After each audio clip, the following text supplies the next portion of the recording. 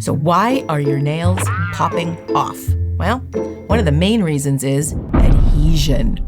And it usually comes down to what did you do to prepare that nail? Okay, so sometimes they'll say, just get a file and prep it. Well, it makes a really big difference on what kind of file you reach for. So here's an example of a file that ain't cutting it. Got my little fake nail here, and I'm gonna use this because it's a darker nail and we can really see the etching. So take a look at this. See that? We are etching it. But I don't know if you can see, but it's barely etched, too smooth. So just because you have a file and you're going across it doesn't mean it's going to work.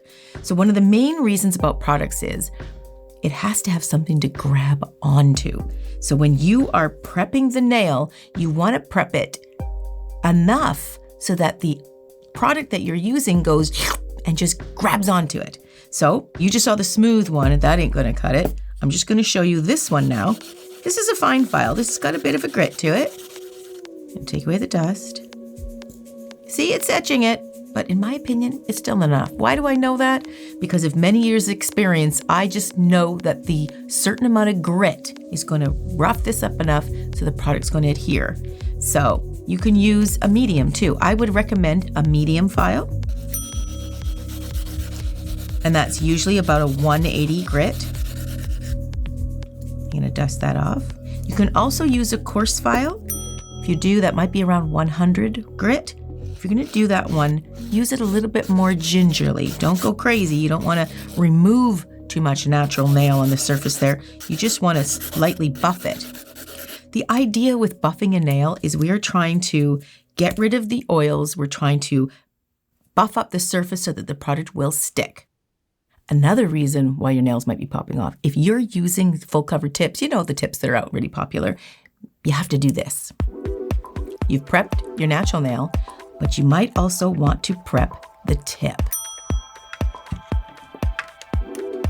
And this goes for any brand or any tip that you are using. You want to prep the inside. Some of them might come pre-etched, and if that's the case, then you don't have to pre-prep it.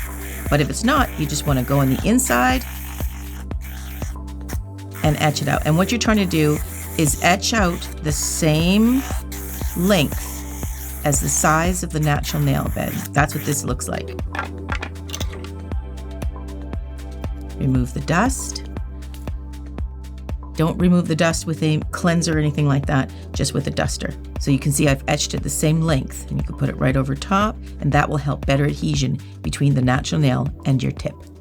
Okay, that brings me to another issue, oils. It can actually be natural oils that are in the fingernail, or it can also be oils and contaminants that we added. Sometimes I'll hear people will buff the nail up, they get them all ready, then they go wash the hands before they put the product on. Don't do that. What's happening there is you're actually adding water, and you're maybe adding oils from the soap that's being used. Also, you might think innocently after you've buffed this nail, you get some alcohol or a cleanser, you clean it off. That can have oils in it you didn't know had in there as well. So you don't want to use that either, because that can throw some more contaminants in there that you weren't aware of. Also, I wouldn't do a manicure before I did a new set of nails or a nail fill, especially using cuticle remover when it's sitting on the nail for any length of time, because that can soak into the nail plate. How oils work on the nail plate is, we all have natural oils on the nail plate. That's totally normal. That's why we buff a nail up before we put product on it. So we buff that nail up to remove the oils, but how it got there is quite natural. So over time, oils can build. That's why we try to get as long wear out of it before the oils build back again. That's why we try to do all these things to prep that nail. Another reason why those nails might be popping off is you've used the wrong adhesion method. So if you're using acrylic, you don't want to use a gel base. If you're using, let's say, hybrid gel or gel, you don't want to use what you would use for acrylic. So commonly with acrylic, we need to use a dehydrator and a bonder. So when you're using acrylic specifically, you want to use a prep and bond. Now with these guys, you don't want to get them mixed up. One cleanses the nails, gets rid of oil, and the other one makes the product stick.